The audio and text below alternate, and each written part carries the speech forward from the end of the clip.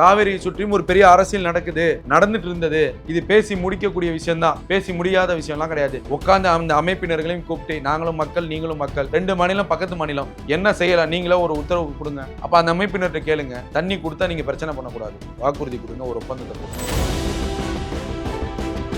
ஐயா எனக்கு தண்ணி கொடுங்கன்னு நான் அவமானப்பட்டு நிக்கிறதும் தப்பு இல்லைல்ல. ஏன்னா என் மக்களுக்கு வேணும். நீ 21லேருந்து 25 வரைக்கும் நீங்க என்ன பண்ணிட்டு இருக்கீங்க? 21லேருந்து நீங்க 16 வரைக்கும் நீங்க என்ன பண்ணிட்டு இருக்கீங்க? அப்பயும் விவசாயிகள் போறாங்க, இப்பயும் விவசாயிகள் போறாங்க. இந்த நிலை இனிமே தொடரக்கூடாதுன்னு விஜய் நினைக்கிறாரு.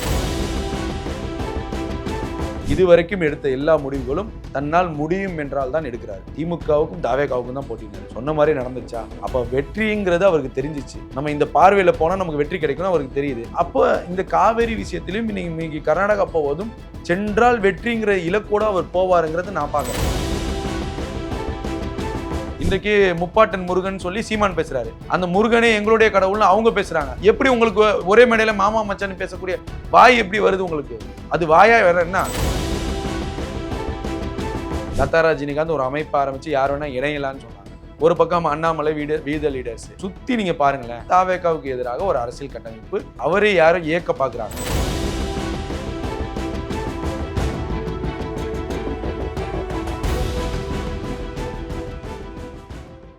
ரீசெண்டா நடிகர் தனுஷ் அவரோட பிறந்தநாள் இன்னைக்கு சார். அது சார்ந்த சொல்லிடலாமா?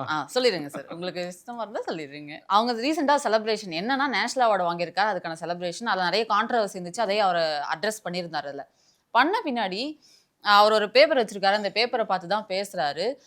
அதை அப்படியே டெய்லர் மேட் மாதிரி இதுக்கு முன்னாடி விஜய் மக்கள் எப்படி இருந்ததோ அந்த தோணியை தொடர மாதிரியே தெரியுது. அவர் பேசுகிற விஷயங்கள்லாம் கூட இருக்கவங்க, பக்கத்து வீட்டுக்காரங்க, ஊரில் இருக்கவங்களுக்குலாம் நலத்திட்டங்கள் செய்யுங்க, இந்த கூட்டம் ஒரு பர்பஸோட செயல்படணும் அப்படிங்கிற விஷயத்த அவர் செய்கிறாரு. அடுத்து ஒரு டிவிக்கேன்னு சொல்ல முடியாது, அடுத்து அந்த நடிகர் தனுஷ் அவர் ஒரு கட்சி ஆரம்பிக்கிறதுக்கான வேலைகளில் இறங்கியிருக்காரா அப்படிங்கிற மாதிரி ஒரு தோணி இருக்கு சார். அவர் அரசியலுக்கு வந்தார்னா எப்படி இம்பாக்ட் இருக்கும் அப்படிங்கிற மாதிரி. இல்ல நான் அவரை விஜயோட ஒப்பிட்டுலாம் நம்ம பார்க்க முடியாது. கண்டிப்பா முடியாது. அதாவது தாவேகாவுடைய இந்த வளர்ச்சிங்கிறது 25 ஆண்டுகளாக இருக்கு. நிறைய செயல் திட்டங்களை பண்ணியிருக்காங்க, எல்லாருமே பண்ணியிருக்காங்க, நம்ம இல்லைன்னா மறக்க முடியாது. அவங்க அதாவது திரையில அந்த தலைவனுக்காக செய்ய வேண்டியதை தவிர்த்து மக்களுக்காக தரையிலும் பண்ணியிருக்காங்க, நம்ம அதை பார்த்துருக்கோம். பட் அந்த ஈக்குவாலிட்டி தனுஷ்ட இருக்குமா அப்படிங்கிறப்ப நம்ம அதை பார்க்க முடியாது.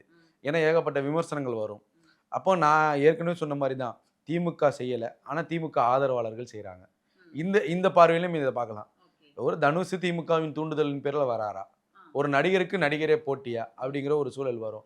இப்போ நீங்கள் இப்போ ஒருவேளை நீங்கள் அரசியலுக்கு வந்தீங்கன்னா 2031 போட்டிடுவீங்களா, 2036 போட்டிடுவீங்களா, இந்த மாதிரி விஷயங்கள்லாம் இருக்குது. ஆனால் அந்த பேக்கப் இருக்குல்ல, தாவேகாவுக்கு கிடைத்த அந்த வலுவான கட்டமைப்புங்கிறது இவங்களுக்கு வரக்கூடிய இந்த வரக்கூடிய நடிகர்களுக்கு கிடைப்பதுங்கிறது சர்வசாதாரணம் கிடையாது, ரொம்ப ரிஸ்கியான வேலை. இப்போ விஜய் அவர்களே தன்னுடைய உடல்நிலையோ ஒரு 50 ஆண்டு காலம் இல்லை இன்னொரு 20-30 ஆண்டு காலம் முதலமைச்சராக இருந்து இன்னொருத்தர் ஒப்படைக்கிறாருன்னா அந்த இம்பாக்ட் தொடரும். ஓகே, அவரே கூப்பிட்டு தனுஷ்ட கொடுக்குறாருன்னா அந்த இம்பாக்ட் தொடரும். ஆனால் இவரை போன்று ஒருத்தரை உருவாக்குவதுங்கிறது கடினம், அது முடியாத ஒரு விஷயம். ஏன்னா இப்போ நீங்கள் இப்போ விஜய் வரும்போது எதிர்த்தவர்கள்லாம் தனுஷ் எதிர்க்கிறாங்களா அப்படிங்கிறதான் கேள்வி. விஜய் வரும்போது 10 சீட் வாங்க மாட்டார், தனிச்சு நின்னா ஒன்றும் தேராதுன்னு சொல்லுவாங்க. எவ்வளோ விமர்சனங்களாக வச்சுங்க, கரூர் விஷயத்தில் போட்டு அடின்னு அடிச்சிங்க அவரை. ஆனால் எல்லாத்தையும் அந்த மனுஷன் மன உளைச்சலோட தாங்கிட்டு வெளியே பேசினார். அப்போ இந்த மன உளைச்சல்லாம், இந்த மன வலிமையெல்லாம் தனுஷ்க்கு இருக்குமா, இல்லை விஜய் அவர்களை எதிர்த்ததை போல் தனுஷை எதிர்ப்பாங்களா? ஏன்னா இங்கே பெரிய சிக்கல் இருக்குது. இன்றைக்கி தமிழ் தேசியம் பேசக்கூடிய நாம் தமிழர் கட்சியினர் விஜய் அவர்கள் தமிழர்னால பேசுகிறீங்க, இதே தனுஷோட அப்பா ஆல்ரெடி ஒரு சமுதாயத்தை சேர்ந்தவர்னு சொல்லி போட்டனால நிறைய வீடியோக்கள் சோசியல் மீடியாவில் ட்ரெண்ட் ஆகுது. அப்போ அதை எப்படி எதிர்ப்பீங்க? நாம் தமிழர் கட்சி இனத்தின் அடிப்படையில் எதிர்ப்பீங்களா, கொள்கையின் அடிப்படையில் எதிர்ப்பீங்களா, மொழியின் அடிப்படையில் தனுஷ் எதிர்ப்பீங்களா? இப்போ இவ்வளவு கேள்விகள் வருது இல்லை, இதெல்லாம் நாம் தமிழர் கட்சி எப்படி எதிர்ப்பு? சரி, நாம் தமிழர் கட்சி விமர்சனம் வச்சா அதை எதிர்கொள்ளக்கூடிய தைரியமும் தெம்பும் தனுஷ்க்கு இருக்கா? இப்போ இவ்வளோ விஷயங்கள் இருக்குது. நான் என்ன சொல்ல வரேன்னா, தாவேகா இந்த கட்சி ஆரம்பிக்கிறதுக்கு முன்னாடியே சில திட்டங்கள்லாம் பண்ணிட்டு இருந்தாங்க. அதில் நமக்கு ரொம்ப பிடிச்சது இந்த பால் முட்டை திட்டம்னு சொல்லி ஒன்று இருக்குது. இது வாரம் சில பேர் சனிக்கிழமை கொடுப்பாங்க, சில பேர் ஞாயிற்றுக்கிழமை கொடுப்பாங்க. நான் அப்போ யோசித்தேன், இன்னங்க ஒரு தெருக்கு ஒன்று வைக்கிறீங்க, இதெல்லாம் எப்படிங்க அப்படிலாம் நான் அப்போ கேட்டேன் அவன் நிர்வாகிகிட்ட. இல்லைங்க அப்படி இல்லை, ஒரு வேளை சாப்பாடுங்கிறது ஒரு நம்ம உலகத்திலே ஒரு வேளை சாப்பிடாமல் இருந்து உயிரிழக்கக்கூடிய எண்ணிக்கைங்கிறது அதிகம் இன்னும் இருக்குது நமக்கு சர்வே படி. அதுக்காக தான் யுனிசெஃப்பும் போன்ற அமைப்புகள்லாம் இருக்குது. அப்போ அவங்க சொல்லக்கூடிய அந்த ஒரு விஷயம் இருக்குல்ல, அந்த ஒரு வேளை ஹெல்த்தியான ஃபுட்டு, ஒரு முட்டைமா, அவிச்ச முட்டை, ஒரு கிளாஸ் பால், 2 பிரெட்டுங்கிறது ஒரு குழந்தைக்கான அந்த வயிறை ரொம்பக்கூடிய ஒரு விஷயம். அது சரியா செஞ்சாங்க அவங்க. நான் அந்த விளைவு தான் இந்த 2 வருடத்தில் அவங்களுக்கு கிடைத்த ஒரு மேஜிக். ஏன்னா, அந்த மக்களுக்கு என்ன அடிப்படைங்கிறத அப்பயே அவங்க யோசிச்சாங்க. பசி, படிப்பு, பசி இத உணர்ந்தாங்க. பயிலகம் குடுத்தாங்க. வயித்துக்கு வந்து சாப்பாடு குடுத்தாங்க. இந்த 2 விஷயங்கள் பண்ணாங்க. இதெல்லாம் எப்படி தனுஷ் பண்ணுவாரு? இந்த கட்டமைப்பை திரும்பி உருவாக்க முடியுமா? நீங்க எவ்வளவுதான் நீங்க இப்ப பண்ணாலும், விஜய் அவர்களை பார்த்து, தாவேகாவை பார்த்து பண்றேங்கிற ஒரு பிம்பம் தான் உங்களுக்கு தொடரும். ம், ம். இப்ப இவங்களும் அந்த முட்டை பால் குடுக்குறாங்கன்னா, இது யார பார்த்து தொடர்ந்துச்சு? தாவேகாவை பார்த்து தான். இந்த மாரி ஒரு ஒரு இதுதான் உங்களுக்கு வந்துகிட்டே இருக்கும். அப்ப அந்த அளவுக்கு நீங்க இது இது இவ தனுஷால வந்து சமாளிக்க முடியாதுங்கிறது ஒரு விஷயம். 2வது நமக்கு கடல் கடந்து ஆதரவுங்கிறது தாவேகாவுக்கு இருந்தது. உலகம் முழுவதும் விர்ச்சுவல் வாரியர்ஸை இயங்கிக் கொண்டிருக்கிறார்கள். எங்க இருக்காங்கன்னே தெரியாது விர்ச்சுவல் வாரியர்ஸ். ஆனா தாவேகா தலைவருக்காகவும், விஜய் என்ற அந்த பிராண்டுக்காக மட்டும் தான் உழைச்சாங்க. இப்ப இந்த உழைப்பு, இந்த மக்களுடைய அந்த ஒரு பூம் இருக்குல்ல, அந்த பூம்லாம் வந்து தனுஷ்க்கு இருக்குமானா இருக்காது. அப்ப இது ஏதோ ஒரு அவரை யாரோ ஏக்க பார்க்குறாங்க. இப்படிதான் நம்ம எடுத்துக்கணும். யாரோ ஒருவர் ஏக்க பார்க்குறாங்க. ஏன்னா சமீபத்தில வந்து லதா ரஜினிகாந்த் ஒரு அமைப்பு ஆரம்பிச்சு யார் வேணா இணையலான்னு சொன்னாங்க. உங்களுக்கு புரியும். ஏற்கனவே அவருக்கு ரஜினிகாந்துக்கு ஏற்கனவே 2, 3 விமர்சனங்கள் வந்துச்சு. எடப்பாடி ஆட்சி அமைக்க இவர் தான் வந்து இதா போனாரு. அதுக்கு அவரும் விளக்கம் குடுத்தாரு. ஒரு பக்கம் அண்ணாமலை வீத லீடர்ஸ். ஸோ இப்ப சுத்தி நீங்க பாருங்களேன். தொலைநோக்கு ஒரு பார்வையோட பார்த்தோம்னா, தாவேகாவுக்கு எதிராக ஒரு அரசியல் கட்டமைப்பு நடந்துட்டு இருக்கு. அதை வந்து தாவேகா புரிஞ்சுக்கிச்சு. தாவேகா அத அண்டர் எஸ்டிமேட் பண்ணிட்டாங்க. யார எப்படி எப்படி சமாளிக்கணும் அவங்களுக்கு தெரியும். ஸோ இது என்னன்னா சொல்றேன்னா, நெரேட்டிவ்கள் இதெல்லாம். ஸோ இத வந்து நான் வந்து தாவேகாவுடைய பார்க்கக்கூடிய ஆதரவாளர்களுக்கு சொல்றேன். இது ஒட்டு மொத்தமாக நீங்க தொலைநோக்கு பார்வையிலேருந்து பார்த்தீங்க அப்படின்னா, கடந்த காலங்களையும் பாருங்க, நிகழ்காலத்தையும் பாருங்க. பார்த்தீங்க அப்படின்னா, ஒட்டுமொத்தமாக விஜய் என்ற நபருக்கு எதிராக திமுகவோ, அதிமுகவோ இல்ல பிஜேபியோ யாரோ ஒரு ஆள் செய்யலாம். இதுதான் நம்மளுடைய கருத்து. ஆக்டர் விஷாலும் அதுக்கேத்த மாரி ஒரு ஃபங்ஷன்ல பேசியிருக்காரு சார். நம்ம இனிமேல்ந்து போற பாதை வந்து நேர்பாதை அப்படின்ற மாரி விஷயங்கள விஷால் பேசியிருக்காங்க. வீட்டுக்குலாம் வந்து சீமானே போயிருவாரு. ஏன்னா, அவர் வந்து தமிழர் கிடையாதுல்ல. தமிழர் இல்லாதவர்களே சீமான் எப்படி எதிர்ப்பாருன்னு நமக்கு தெரியும். அவருடைய ஆதரவாளர்கள் யூடியூப்ல பேசுனாங்கல்ல, அவங்கலாம் எப்படி எதிர்ப்பாங்கன்னு தெரியும். விஷால் வீட்டு வாசல்லயே பூட்டு போட்டுருவாங்க. ஏன்னா, அவர் தமிழர் கிடையாது. பார்க்கலாம், பொறுத்திருந்து பார்க்கலாம். நாம் தமிழர் எப்படி செயல்படுதுன்னு. ஆக்டர் தனுஷா இருக்கட்டும், விஷால் அவர்களா இருக்கட்டும், அவங்க ஃபிலிமோகிராஃபி எடுத்து பார்த்தோம்னா, இப்ப விஜய் அவர்களோட ஃபிலிமோகிராஃபி எடுத்து பார்த்தோம்னா தெரியும். ஃப்ரம் த ஸ்டார்ட்டிங்லேருந்து அவர் அரசியல் வசனங்கள் நெறைய பேசியிருப்பாரு. மக்களுக்கு எது நல்லது, பாட்டு லிரிக்ஸ்லேருந்து எல்லாமே யோசிச்சு பார்த்தோம்னா, அவர் அந்த எங்க எண்ட் பண்ற நெனைக்கிறாரு அப்படிங்கிறது தெரியும். அதே நம்ம ஆக்டர் தனுஷோ, இல்ல விஷாலோ இனிமேலேருந்து யாராவது அரசியலுக்கு வர நெனைச்சாங்களோ, அவங்க எல்லாரோட இல்ல ஃபிலிமோகிராஃபி அது எடுத்து நினைக்க நெறைய வேணாம்னு நான் வித்தியாசங்கள் சொல்றேன். நினைக்காதீங்கன்னு சொல்றேன். நீங்க அதாவது ஒரு ஸ்டார் தான் இருக்க முடியும். ஒரு ஸ்டார் தான் அவர் தான் அவ்வளோதான் முடிஞ்சிருச்சு. நீங்க அத நினைச்சும் தேவையில்லாம ஏங்க நீங்க சமாளிக்க முடியாதுங்க விர்ச்சுவல் வாரியர்ஸ் எல்லாம். நீங்க இன்னைக்கு தாவேகா தலைவரே அந்த மேடையில ஒரு வார்த்தை பேச சொல்லிருங்க தனுஷா. நீங்க தனுஷ் என்ன நிலைமை ஆயிருப்பாருன்னு தெரியும். இனிமே வருங்காலத்துல எங்கேயுமே கூட்டம் நடத்த மாட்டாரு. அந்த மாரி ஆயிருக்கும். ஏன்னா அவங்கள எதிர்க்க முடியாது. இந்த கட்டமைப்புங்கிறது தாவேகாவுக்கே இனிமே கிடைக்காது. நான் சொல்றது அதுதான். ஏங்க இந்த கட்டமைப்புங்கிறது இன்னைக்கு இந்திய அரசியல் கட்சிகள்லயே பாஜகவுக்கு எதிராக ஈக்குவலாக சமமாக ஐடி விங்லையும் சோசியல் மீடியாலையும் ஆதரவுங்கிறது தாவேகாவுக்கு மட்டும்தான் இருக்கு. இது உண்மை. அது பாஜகவுக்கும் தெரியும். இன்னைக்கு இனிமே பாஜகவை எதிர்க்கக்கூடிய சூழல் தான் தாவேகாவுக்கு வரப்போகுது. அப்ப பாஜகவுக்கும் அது தெரியும். அந்த கட்டமைப்புங்கிறது யாருக்குமே கிடைக்காது. அது யோசிக்காதீங்கன்னு நான் சொல்ல வரேன். அது பிரயோஜனம் இல்ல. நீங்க உங்களுடைய கலையை மக்கள்கிட்ட கொண்டு போய் சேருங்க. உங்களால என்ன உதவி செய்ய முடியுமோ செய்யுங்க. இன்னைக்கு அகரம் ஃபவுண்டேஷன் சூர்யா குடுக்குறாரு. அந்த மாதிரி உதவிகள் செஞ்சுட்டு போங்க. அது நல்லது, நேச்சுரல். நீங்க இதுல வந்து சிக்கினீங்கன்னா சின்ன பின்னமாயிருவீங்க. அததான் நம்ம சொல்ல வரோம். ஆக்டர் சரத்குமார் சுப்ரீம் ஸ்டார் அவரோட பிறந்தநாள் 72வது பிறந்தநாள் வந்து என்னைக்கும் இல்ல 70, 75 இல்ல 60 அந்த மாதிரி பிறந்தநாள்னா கூட இவ்வளவு பெருசா கொண்டாடலாம். 72வது பிறந்தநாள்ன்றது ஏன் திடீர்னு இவ்வளவு பெரிய செலிப்ரேஷன்? அதுல வந்து நாம் தமிழர் கட்சியை சேர்ந்த கனவு சார் வந்திருக்கும்னு நான் நினைக்கிறேன். யாரு சார் கனவுல அவங்க சொல்லிருப்பாங்க? மாமியார் கனவுல வந்திருப்பாங்க போல. அவங்களாம் வந்து ஒண்ணா இருந்திருக்காங்க சார். அப்ப நயினே நாகேந்திரன் சொல்றாரு, இதே வந்து எலெக்ஷனுக்கு முன்னாடி இந்த மேடை இப்படி இருந்தா எப்படி இருந்திருக்கும் யோசிச்சு பாருங்க அப்படின்னு சொல்லி சொல்றாரு. தாவேகா 108 150லேருந்து 200 வந்திருக்கும். யாருக்கு சார்? தாவேகாவுக்கு அது தப்பு பண்ணிட்டாங்க. அது பண்ணியிருக்கணும்னு சொல்றேன் நான். பண்ணியிருந்தா நல்லா இருந்திருக்கும். ஏங்க சொந்த தொகுதியிலே டெபாசிட் இழந்துட்டு உட்காந்துருக்காருங்க. சொந்த தொகுதிங்க காரைக்குடி. ஏன் மண்ணு, ஏன் மக்கள்னு சொல்லி பேசினவரே அவர் தாங்க. ஏன் அந்த தொகுதியிலே உங்களை ஓட்டு போட்டு மக்கள் தேர்ந்தெடுக்கல. இதுல வந்து நீங்க கூட்டணி வச்சிருந்தா என்ன ஆயிருக்கும் நிலைமை? இதெல்லாம் வந்து தேவையில்லாத வாதங்கள். தேவையே கிடையாது. தமிழ்நாட்டு அரசியலுக்கு இது தேவையில்லை. நீங்க ஒரு புதுமையா அதை தான் சொல்றேன்ல. தாவேகாவுக்கு எதிராக ஏதாவது ஒன்று பண்ணணுமா? அதை பண்ணிட்டு இருக்காங்க எல்லாருமே சேர்ந்து. அவ்வளோதான் சிம்பிள். நீங்க எந்த கொள்கைன்னு அதாவது அரசியல் மரியாதை நிமித்தமாக சந்திப்பதோ பேசுவதுங்கிறது இயல்பு. ஆனா நீங்க ஒரு மேடையில கொள்கைகளை மறந்து கொண்டாடுவதுங்கிறது இது என்ன லாஜிக் இது? என்ன மாதிரியான ஒரு ஒரு கல்ச்சரை நீங்க கொண்டு வரீங்கன்னு நான் கேட்கிறேன். அரசியல் கோட்பாடுகள் மாறும், கொள்கை கோட்பாடுகள் மாறும். எனக்கு சீமான் அதுதான் எனக்கு புரியல. சீமான் அவர்களுடைய அவர் உண்மையிலுமே பாஜகவா சீமானு? அதான் எனக்கு அது வெளிப்படையா அறிவிச்சுட்டு போங்க நான் கேட்கிறேன். எங்க ஆர்எஸ்எஸ் உடைய கொள்கை என்ன? ஆர்எஸ்எஸ் சார்ந்து இருக்கக்கூடிய பாஜகவுடைய கொள்கை என்ன? நீங்க பேசக்கூடிய தமிழ் தேசியம் கொள்கை என்ன? 2க்குமே சம்மந்தம் கிடையாது. ஏணி வச்சாலும் எட்டாது.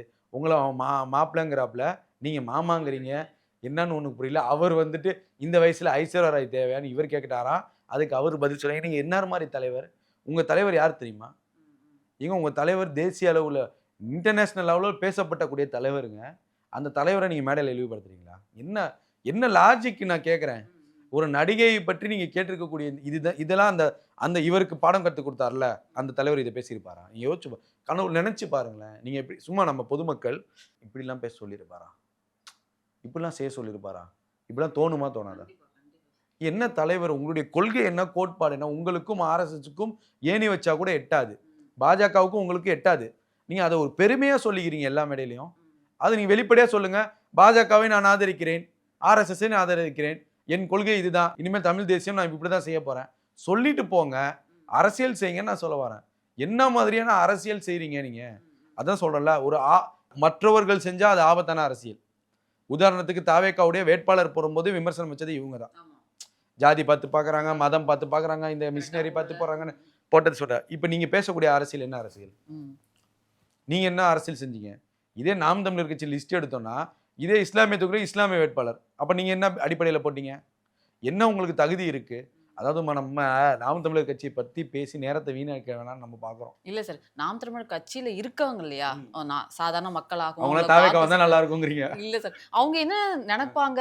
இல்ல அவங்க இதுக்கு முட்டு கொடுக்க முடியுமா? இல்ல இது சரிதான் அவங்களால உண்மையான தமிழ் தேசியவாதிகள் இது செய்ய மாட்டாங்கம்மா. கண்டிப்பா அதான் உண்மையான தமிழ் தேசியவாதி செய்யணும். நான் ஒன்று சொல்லவா, தமிழ்நாட்டில் இந்த திராவிட கல்ச்சர் வருவதற்கு முன்பே இது ஒரு பெரிய வரலாறு. தமிழ்நாட்டில் திராவிட கலாச்சாரம், திராவிட ஆட்சியாளர்கள் வருவதற்கு முன்பே இந்த நொடி தமிழ்நாட்டின் முதல்வர் இப்போ ஆட்சி அமைதியார்கள், இந்த நொடி வரைக்கும் தமிழ் தேசியத்திற்கான ஒரு வெற்றிடம்ங்கிறது தமிழ்நாட்டில் இருக்கிறது. இன்று வரையும் இருக்கு. அதை பயன்படுத்தக்கூடிய சரியான தலைவர்கள் இல்லை. அந்த பார்வையாக சீமானை எல்லாம் பார்த்தாங்க. சீமானுடைய நடவடிக்கைகள்லாம் பார்த்து தான் இன்னைக்கு எல்லா தொகுதியிலும் டெபாசிட் இழந்து கிடக்கு. உங்களுக்கு புரியுதா? அப்ப தமிழ் தேசியத்திற்கான ஆதரவும் அந்த மனப்பான்மையும் மக்கள்கிட்ட இருக்கு, தமிழ்நாட்டு மக்கள்கிட்ட இருக்குன்னா இன்னைக்கு சீமான ஒரு 50 இடங்களாவது ஜெயிச்சிருக்கணும். உங்களுக்கு புரியுதா? அப்ப எல்லா பார்ட்டியோடும் இவர் ஒரு பார்ட்டி, அவ்வளவுதான். இப்படிதான் நம்ம பார்க்கணும். கொள்கை ரீதியான பிடிப்புங்கிறது சீமான்ட்டையும் இல்லை, நாம் தமிழர்ட்டையும் இல்லை. அப்ப நாம் தமிழர் கட்சியுடைய அந்த தம்பிகள் தான் அதை உணர்ந்து கொண்டு நீங்க என்ன கொள்கையில அவரை ஏத்துக்கிட்டீங்களோ அது அவர்கிட்ட இல்லாதப்போ அந்த இடத்துல ஏன் இருக்கீங்க? வெளியேறி வாங்க. வெளியேறி இந்த சாதாரண மக்களா இருங்க, நடுநிலையா இருங்க. விஜய் நல்லது பண்ணா ஆதரிங்க, தப்பு பண்ணா விமர்சனம் செய்யுங்க. சார் இதை பண்ணக்கூடாதுன்னு சொல்லுங்க. வெளியே வாங்க நாம் தமிழர் கட்சியிலேருந்து இதுதான் நம்ம சொல்ல முடியும். வேற என்ன சொல்ல முடியும்? ஏன்னா நீங்க ஒண்ணுமே இல்லாம ஆர்எஸ்எஸ் கொள்கை, அந்த கொள்கையே உங்களுக்கு முரணான கொள்கை. இன்றைக்கு முப்பாட்டன் முருகன் சொல்லி சீமான் பேசுறாரு. அந்த முருகனே எங்களுடைய கடவுள்னு அவங்க பேசுறாங்க. எப்படி உங்களுக்கு ஒரே மேடையில மாமா மச்சான்னு பேசக்கூடிய வாய் எப்படி வருது உங்களுக்கு? அது வாயா வேற என்ன அப்படின்னு நம்ம கேட்கணும். இதுதான் நான் கேட்கக்கூடிய கேள்வி. இது பேசிக்கா இருக்கக்கூடிய நாம் தமிழர் தமிழ் தேசியம் பேசக்கூடிய இந்த மக்களுக்கே தெரியும். அப்போ உங்க தலைவர் தப்பு செய்யறாருன்னு தெரியும். ஆனா கேள்வி கேட்டா அவரை கட்சியிலிருந்து தூக்கிடுவார் இவரு. மேகதாது அணை விவகாரம் ரொம்ப நாளா போயிட்டு இருக்கு சார். ஆகஸ்ட் 3 தமிழக முதல்வர் அதை சந்திச்சு பேச போறாரு அப்படிங்கிற மாதிரி விஷயங்கள். ஆனா மு.க. ஸ்டாலின் முன்னாள் முதல்வர் என்ன சொல்றாரு அப்படின்னா, நீங்க போய் பார்க்க கூடாது. அன்புமணி ராமதாஸ் அவர்களும் அதான் சொன்னாங்க, நீங்க போய் பார்க்க கூடாது அப்படின்னு சொல்றாங்க. இதுக்கு முன்னாடி எம்ஜிஆர் அவர்கள் போயிருக்காங்க, நீர்வளத்துறை அமைச்சர்களா இருந்தவங்க எல்லாம் போய் பார்த்திருக்காங்க. இப்ப தமிழக முதல்வரா விஜய் அவர்கள் போய் பார்க்கறதுல என்ன பெருசா மாறிடும்ன்றது ஒரு பக்கம், இல்ல இதுக்கு ஒரு தீர்வு காண முடியும்னு நம்பிதான் போறாங்க. முக்கியமா மு.க. ஸ்டாலின் அவர்கள் அவங்க நீர்வளத்துறை அமைச்சர் போய் பார்த்தாங்க இல்லையா, அப்போ இவங்க எதுவுமே சொல்லாம இப்போ முதல்வரா போய் சந்திக்கிறவங்கள மட்டும் ஏன் போக வேண்டாம்னு சொல்றாங்க? அதுக்கு அமைச்சரை அனுப்ப சொல்றாங்கன்னு நினைக்கிறேன். முதல்வர் போகாதீங்க, அமைச்சர் புஷியானந்த மட்டும் அனுப்பிச்சு விடுவேன். புஷியானந்த அனுப்பிச்சு விட்டா என்ன ஆகும்னு தெரியும் அவங்களுக்கு. இப்போ நான் என்ன, இதை நம்ம நகைச்சுவை கடந்து தமிழ்நாட்டு மக்களுக்கு நதிநீருங்கிறது ரொம்ப அவசியமான ஒன்று. அதே பார்வையில் தான் நம்ம கர்நாடக மக்களுக்கும் நம்ம பார்க்கணும். கர்நாடக மக்களுக்கும் இந்த நீர் பிரச்சனைங்கிறது ரொம்ப அவசியமான ஒன்று. நான் இந்த ரெண்டையுமே கடந்து ஒரு விஷயத்த நான் சொல்றேன். மேகதாது அணையும் காவேரியும் தமிழ்நாடும் இந்த 3 வச்சு தான் கர்நாடகால அரசியலே இயங்குது. தமிழ்நாட்டிலேயே அதே மாதிரி. ஆமா, தமிழ்நாட்டில் அந்த மாதிரி கிடையாதுமா. அந்த மாதிரி விவசாயிகள் அமைப்புகள் மட்டும் போராடும். இங்கே நான் இங்க சொல்றது இனவெறி, மொழிவேறி, இது ரெண்டும் தமிழ்நாட்டில் கிடையாது. இந்த ரெண்டு வச்சு இங்கே அரசியல் பண்ணவே முடியாது. ஆனால் கர்நாடகாவில் பண்ணுவாங்க.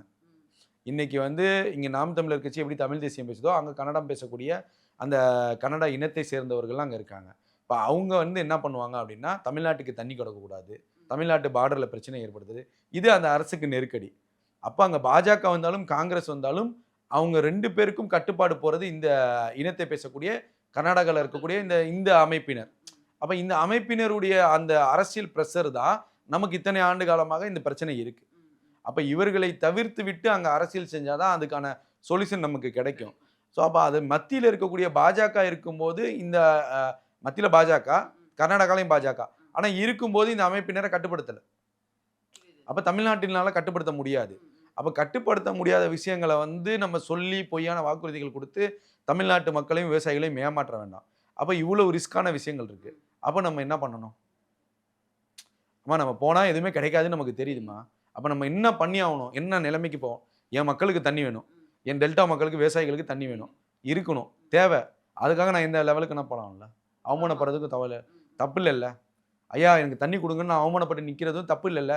ஏன்னா என் மக்களுக்கு வேணும். ஏங்க இன்னைக்கு டெல்டா மேட்டூரில் திறந்தால் தான் இந்த டெல்டா விவசாயிகளுக்கு விவசாயமே. இன்னைக்கு நம்ம எத்தனை லட்சம் ஏக்கர் சாகுபடி பண்ணிட்டு இருந்தோம் தெரியுமா? இன்னைக்கு எவ்வளோ பண்ணிட்டு இருக்கோம் தெரியுமா? நீ 21லேருந்து 25 வரைக்கும் நீங்கள் என்ன பண்ணிட்டு இருந்தீங்க? 21லேருந்து நீங்கள் 16 வரைக்கும் நீங்கள் என்ன பண்ணிட்டு இருந்தீங்க? கேள்வி வருது இல்லை?